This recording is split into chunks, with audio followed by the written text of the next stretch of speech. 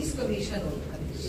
আমাদের আজকে 5 সদস্য বিশিষ্ট একটি পুলিশ সদস্য কমিশন গঠন করার অধ্যাদেশটা পাশ করা হলো।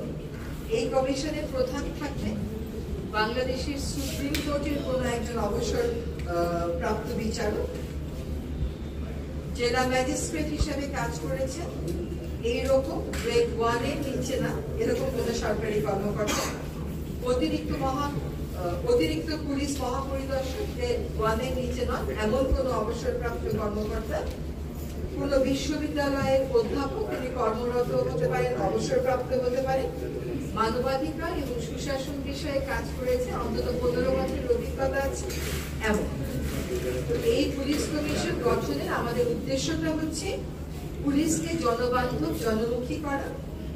এই কমিশন সরকারের সাথে মিলে কাজ করবে, পুলিশ যেন প্রভাব মুক্ত হয়ে কাজ করতে পারে সেই ব্যাপারে কি কি করণীয় এই বিষয়ে এই কমিশন সরকারকে সুপারিশ প্রদান করবে। পুলিশ যাতে মানবাধিকার সংবেদনশীল হয় সে বিষয়ে পুলিশের আধুনিকায়ন কোথায় কোথায় দরকার, কি ধরনের প্রশিক্ষণ দরকার, এগুলো তারা চিন্তিত।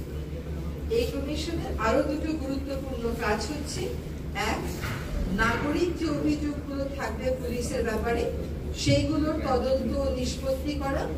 2, পেশাগত বিষয়ে পুলিশ সদস্যদের যদি কোনো অভিযোগ থাকে সেগুলোরও নিষ্পত্তি করা। এই হচ্ছে পুলিশ কমিশন অধ্যাদেশের মূল ফিচার।